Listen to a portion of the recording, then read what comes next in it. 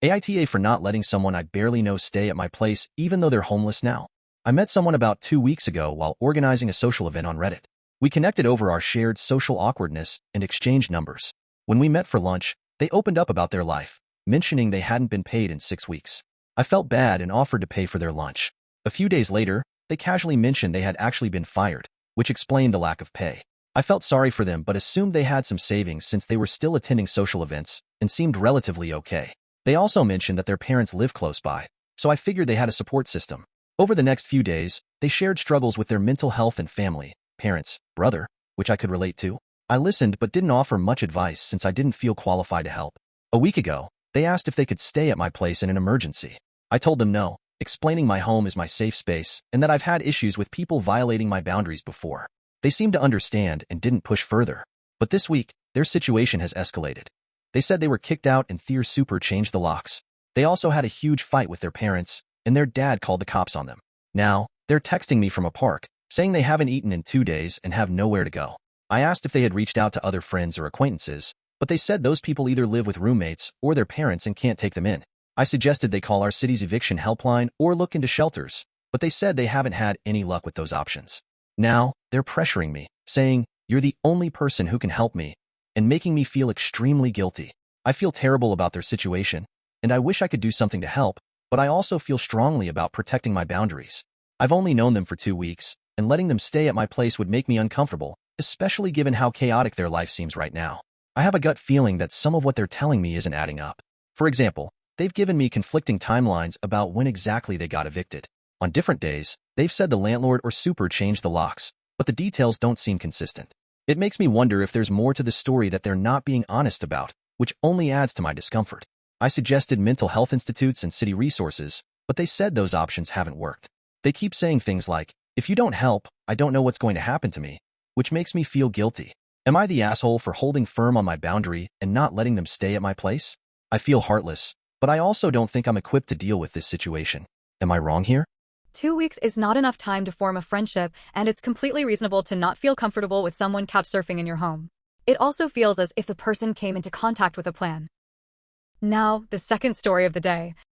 AITA being selfish and putting someone else at risk? The backstory is my brother-in-law lives a block away from my husband John and myself. We will call the brother-in-law Billy. Billy is financially very stable. My husband John and I are not. Billy is John's half-sibling who was raised by his mother's side of the family. Billy's mom passed away 5 years ago and left him a substantial inheritance. Billy didn't have a lot of contact with his dad's side of the family. Once his mother passed away, he reached out to be closer to his dad and brother John. John and I have known each other since 4th grade. We started dating around the 9th grade and got married last year. Billy has never liked that John and I are a couple. He feels like we should have waited to get married until we were more financially stable, finished college, and dated other people. John and I think he is projecting since he is the child of a broken home. So Billy is constantly involving himself in our marriage. One way he does this is to stop by unannounced every day. He eats our food and tells me I am a horrible wife and a terrible woman for choosing school over being a wife and mother. He also constantly questions why we have no children yet. Because we can barely feed ourselves and are still in school. Anyway, you get the idea. Billy is not a nice person to us, but he is family. The reason I may be the hole is before winter break I was up early and desperately searching for something to eat. Like I said, we are starving college students. Billy knows we are struggling and does nothing to help us out, but he continues to show up for every meal. On this particular morning, I found a half jar of peanut butter and some old packages of instant oatmeal in the cabinet. Like clockwork, here comes Billy waddling in for a free meal. I was stressed, about to take my finals that day, and worried my husband and I would not have enough nourishment to get through them. So I grabbed the jar of peanut butter and dumped 2 heaping spoonfuls into the pot. Billy is allergic to peanuts and he freaks out yelling that I am trying to kill him. Now he has the whole family believing I hate him and tried to murder him on purpose. Even John is saying it would have been a rough day, but it would have been easier than to deal with this backlash. AITA here? Well, on one side, it's your oatmeal so you can add whatever you want to it. But on the other hand, it would have been way easier to just tell Billy that you can't afford to feed him. All in all, it's quite the situation. What do you guys think? Comment down below. AITA for threatening my dad that I will live with my mom full-time if my stepmom doesn't stop bashing her parenting skills? I have been alternating weeks between my parents' homes basically my whole life. They split up when I was a baby and have both remarried since. I've been happy for the most part. I love my stepdad and my siblings, have some on both sides. My only issue has been my stepmom. TBH, I wouldn't say I had any real issues in the past. I do find her more annoying with more strict rules than what I have at my mom's house. She's a vice principal, very serious. But recently, she has been taking shots to my dad and I about my mom and stepdad, which might have always been a thing. But now that I'm older, she is just doing it more in front of me. Saying things like she doesn't take my education seriously. She's never grown up. They flaunt their money in front of her and my dad. They spoil me, they let me get away with everything. I honestly don't even know where she comes up with this. My dad doesn't really say anything, agrees occasionally, but it's been making me angrier and angrier.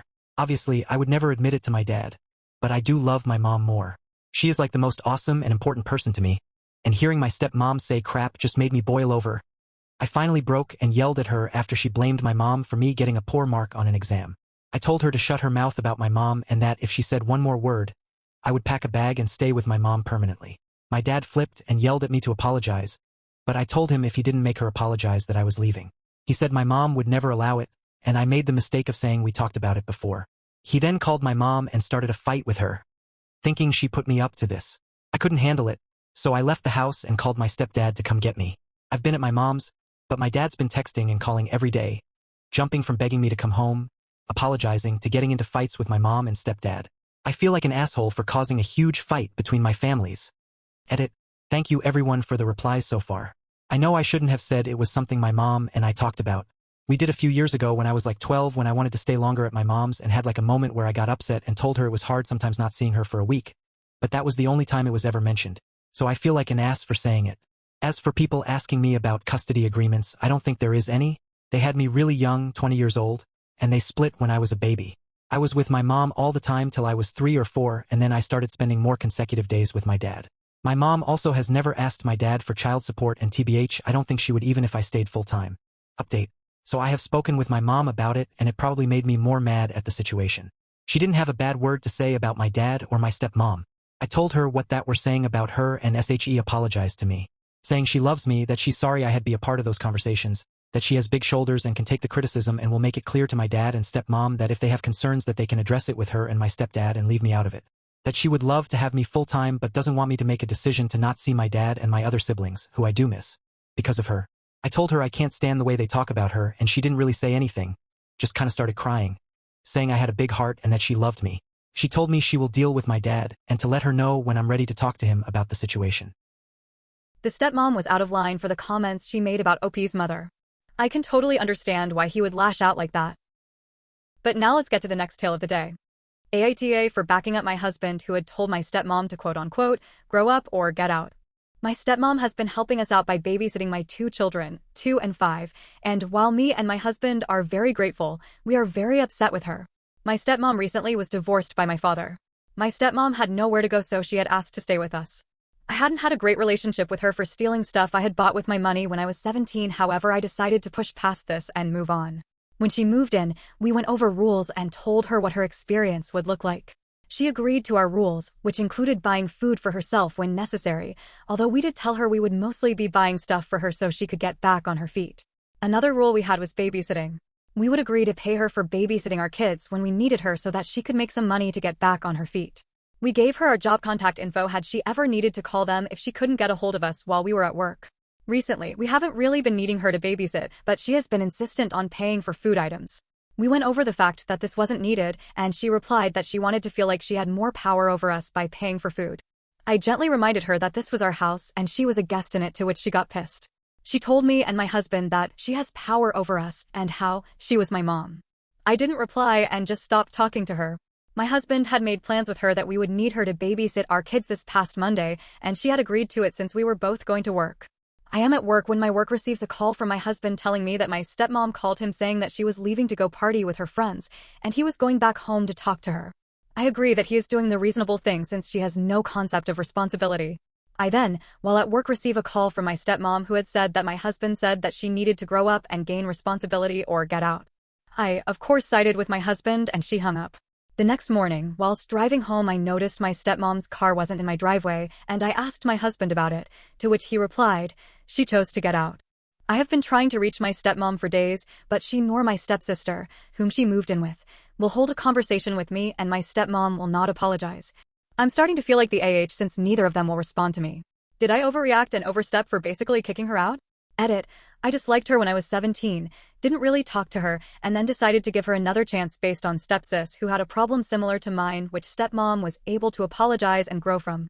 The original reason she moved in with me and not stepsis is because she is having a rough time paying the rent. Also, we would pay stepmom and she wouldn't. Now to our final story of the day. AITA for serving a pregnant woman a non-alcoholic cocktail? I have waited tables for the last 3 years. During my shift last night, a group of 4 women in their late 20s came in. They were a pleasure to have as customers. They ordered 4 of our house cocktails to start with and then went over the menu for their entrees. When I was on my way back to their booth with the drinks on a tray, I walked by the backside and overheard one of them talking about how she was 14 weeks along. When I rounded back, they were talking about the same topic and it was clear to me that she was pregnant. I figured her having one drink wasn't a big deal. They ordered their entrees and I went off to handle other tables.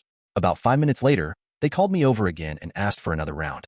At this point I started getting concerned, but I took the order and cheerfully said I'd be right back. This time, I went to the bartender and asked him to make one of them a virgin cocktail. He was confused, but since he's a good friend of mine, I told him to just trust me. A few cocktails later, hers strictly virgin, they started getting rowdy, and Mrs. Pregnant Woman was also getting into it. I figured that since she didn't notice, things were okay. The problem came when I took them their check, and they asked to split the bill at the register. When Mrs. Pregnant Woman got to the counter, I saw her cocktails were marked with virgin. My bartender had edited each in the system for inventory. It was too late for me to edit them back, so I just had her pay, hoping that she wouldn't look at the receipt. They all thanked me and left, leaving a generous tip in the process. They were talking in the parking lot for the next short while, presumably waiting for an Uber. Several minutes later, Mrs. Pregnant Woman came back and asked what virgin on the receipt meant. I fessed up that it meant non-alcoholic. She blank stared me for a few seconds and then asked if she had ordered a non-alcoholic cocktail. I said no, but told her that I assumed she wanted one seeing as she was pregnant. It was a lame lie, and I'll admit it, but she looked me in the eye and asked me to return her part of the tip. I did so. Then she talked to my manager. My manager took me into her office and literally shrieked at me until hoarse. I stood my ground and told her that I'm not going to be responsible for FAS. She told me that she was taking me off the calendar until she decided what to do with me.